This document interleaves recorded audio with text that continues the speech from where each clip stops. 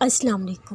جانتے ہو تم جب تک دعا کے لیے ہاتھ نہیں اٹھا سکتے جب تک اللہ نہ چاہے، اور جب مل جاتی ہے دعا کی توفیق تو اس کا مطلب وہ چاہتا ہے تم اسے مناؤ، وہ تمہیں تمہاری چاہت سے نواز دے۔ بے شک اس کے ہر فیصلے بہترین ہوتے، لیکن پھر بھی وہ کہتا ہے مانگو مجھ سے میں دوں گا۔ جس طریقے سے مانگنا چاہتے ہو مانگ لو، میں دوں گا۔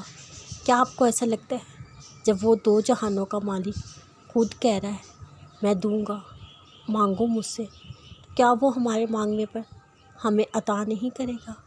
کیا وہ ہمارے مانگنے پر ہمیں مایوس کرے گا؟ ارے نہیں، کبھی نہیں۔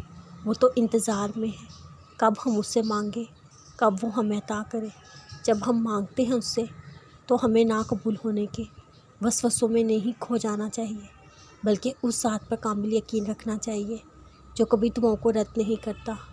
میں تو کہتی ہوں اللہ سے ناممکن چیز بھی مانگو تو یقین رکھو اس ذات پر کہ وہ ناممکن کو ممکن کر سکتا ہے۔ بے شک وہ دینے میں دیر تو کر سکتا ہے مگر کبھی رد نہیں کرتا۔